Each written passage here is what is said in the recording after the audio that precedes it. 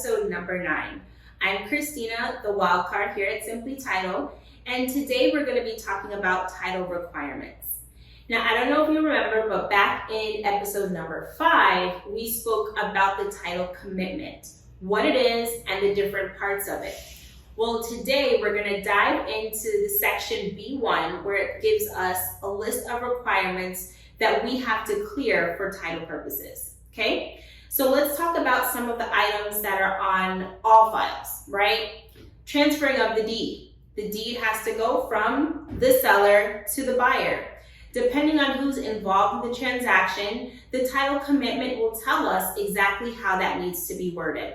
So for instance, if we have 2 buyers that are purchasing their primary residence and they are married, it is going to say that we need to have buyer A and buyer B as husband and wife purchasing the property.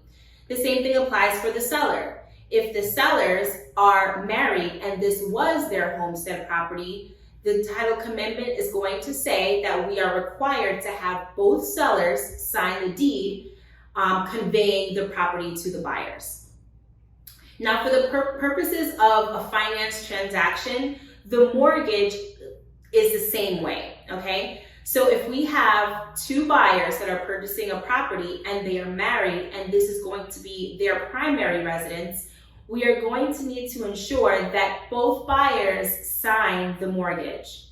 Now, let's say for instance, we have a buyer that is married, however, this is not their primary residence, then it will allow us to go ahead and ensure that only one buyer is signing the mortgage.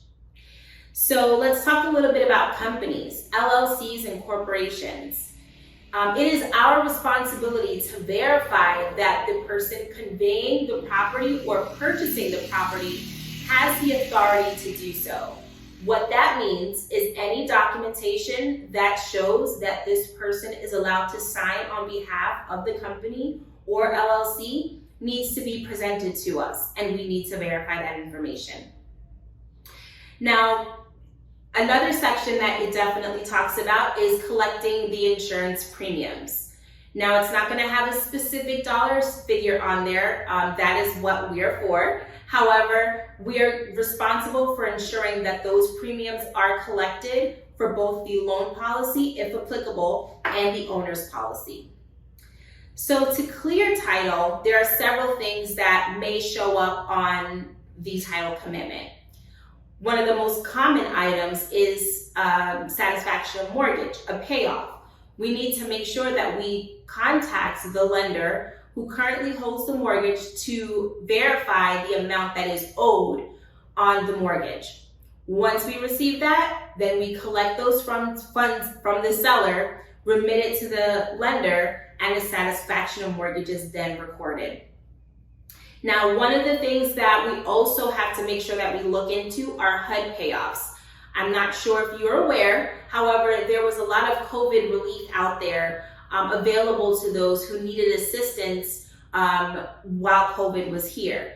And so we have a lot of those HUD payoffs that we have to collect as well. So sometimes we have a mortgage payoff, but then title will also notify us that, hey, listen, we have a HUD payoff that we need to collect for as well. And that will show up on your settlement statement. NOCs, also known as Notice of Commencements. These documents are recorded with the county anytime there's a contractor involved in doing work on a property. Let's say we are putting on a new roof, or we're installing new windows, doors, or installing a fence or a pool. The contractor is responsible for filing a notice of commencement with the county so that they can ensure that they are paid for the services that are rendered. Now, if that pops up on title, we are responsible for contacting the contractor, verifying that the work was paid in full and completed, and they have to sign a contractor's affidavit for us so that we can record with a notice of termination at closing, okay? So those are just some additional documents that we have to make sure that are completed. Judgments. I'm sure this is pretty obvious, but anytime a judgment pops up on title, we have to verify with all parties that this judgment is valid and that we go ahead and remit those funds to whoever it's owed to. Now, probate. Let's talk about this, a couple of documents that may be involved here. Anytime there is a party that owned a property that is now deceased, we have to verify that the appropriate probate documentation is recorded with the county. Now, this could be the DR 312, which is a document that basically states that the party that is deceased does not owe any taxes on the property. It could be the death certificate. In the state of Florida, we are required to ensure a death certificate is recorded without the cause of death. So if you are a seller, or if you have a seller, and unfortunately one of the owning parties of the property has passed away, ensure that you have an original of those of the death certificate to provide to us so that we can go ahead and record. Oftentimes, we also are required to have a CMA or a continuous marriage affidavit completed by a surviving spouse. And this is just to verify that both parties were actually married the entire time or continuously married while they owned this property until one of the parties unfortunately passed away. So there are several documents that may be involved when it comes to probate. So make sure that if you are handling a transaction whereas there was a party that passed away and probate has taken place, that you prepare your client to have these documents available and ready. I will note that the CMA or the continuous marriage affidavit is something that we prepare for clients, so you don't have to have that one. Another item that can pop up on title that it would be a requirement is, let's say, for instance, there was a property that was deeded to another party and that deed did not have the legal description or it was not notarized properly, then title will require us to contact those parties involved in that deed to have a new deed signed.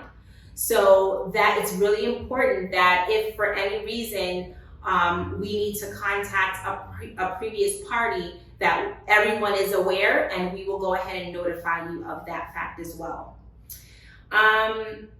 Last but not least, there could be a municipal lien search or an HOA estoppel, if applicable. And if you recall back in episode number 7, Michelle and Nathalie went over those reports, what they are and how they work. So these are just some of the title requirements that we are required to make sure are recorded or signed at closing. And it just helps if you are aware of them so that when you receive a copy of your title commitment, you know exactly what we're looking for. Well, thank you so much for tuning in today. I hope this was informative for you, and I hope you guys have a great day. Until later, bye-bye.